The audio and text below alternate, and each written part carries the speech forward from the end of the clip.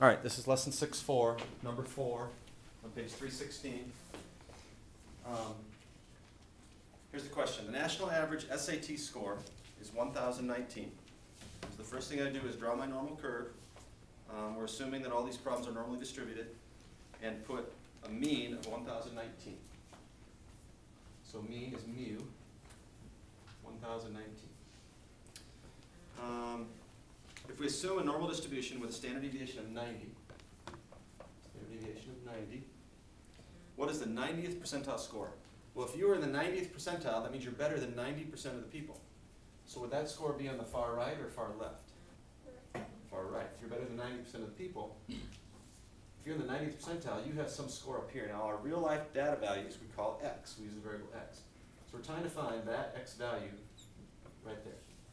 If we want to be above 90% of the people, and I know that 50% of the people are to the left of the mean, what percent of the people would be between the mean and this score right here? 40%. Yep. If this is 50%, this would be 40% here. So that's how I use that 90th percentile to come up with a number. And now we know we can look into our z-chart. Our z-chart always shows the area to the right of the mean. So we go into our z-chart, our z-distribution, and we look for 0.4000, which represents 40%. Then we go to the left, and we go up, and using that technique, we should be able to find the z-score. Now, if 0.4000 is not in there, then we want to find the value that's closest. Okay? If it happens to be exactly, perfectly between two values, we're going to go up to the higher value. So I'm looking for 0.4000 on my z-distribution. I see 0.3997 is the closest I can get.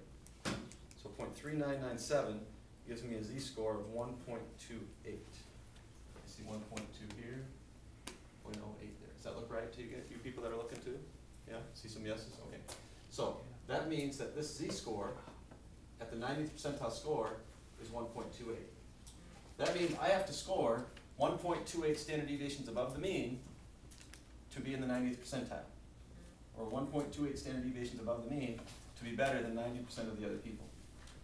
Now, the only thing left to do is let's convert that into an x value. That formula is right here, which is on your formula sheet. So x equals your z-score of 1.28 times your standard deviation, which is 90, plus your mean, which is 1,019. Type that in your calculator, you'll have your answer for the first part of 4. Anyone know what that comes out to? 1,134.2. One more time. 1,100? 1,134.2. Okay. So there's your, if you scored that SAT score, you would be above 90% of the other people that took it. Any questions on that one? Now, there's a second part to it. What is the probability that a randomly selected score exceeds 1,200? So for the second part of this, they're saying what's the probability, so they're looking for an area under the curve, that's what the probabilities are, that the person would exceed 1,200. So would exceed mean look to the right or to the left? Right. Yeah, exceed means greater than 1,200. So we're trying to find this area here. Our mean's still 1,019. What variable would I use for 1,200? That's x. Yep.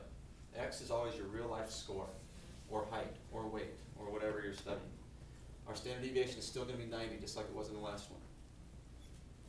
So I need to find that area this time. So this time, what would I do first? I can't find that area unless I have that area. I can't find that area unless I know the what? Z-score. So the z-score can be found using our z-score formula, which is your real life data value x minus your mean divided by your standard deviation. So you can see that sometimes you're going to use that formula. If you want to try to find x, it's easiest to find use this formula. If you're trying to find z, it's easier to use that formula. Really, they're the same formula. I mean, we could manipulate one of them with algebra and come up with the other one pretty easily, but I'm not going to do that right now. So we plug in 1,200 for x, minus 1,019 for mu. Standard deviation is 90. Type that in your calculator. What is that, 181, I think, over 90. What's that come out to? 2.01. Okay. One thing, when you type this in your calculator, if you type it all in at once, you're going to have to make sure you put parentheses here, or hit enter and then divide by 90. Because if you just type it in as is without parentheses, without hitting enter, the 90, it'll only divide that last number by 90. You want to make sure the subtraction happens before you divide by 90. So 2.01, so that means 1200 is 2.01 standard deviations above the mean. So you go to your z-chart. We know z. Z's are down the left and top. The things out in the middle are areas. So we go to 2.0. We go to 0.01. We look over. We look down. And that gives us 0.4778. Any questions about that? All right. So that means this area here is 0.4778. So what am I going to do to get my final answer? Right. 0.5. This area, the right side of the mean is 0.5 minus that number will give me my answer. So I get my final answer. I take the area in the right half of the mean, which is 0.5000, minus the area I just found, 0.4778. Subtract, that would give me 0.0222, I believe. That sound right? So there's a 222 out of 10,000 chance that somebody's going to score above 1200 on the SAT. Any questions about that? I think the hardest part for most students is, well, first of all, getting it set up. I think the picture helps a lot because otherwise you read a number off the chart and sometimes you think, oh, that's my answer. If you have the picture, then you think, okay, no, that's not my answer, I need this area. It just helps, it gives you some visual cues on what you need to do next.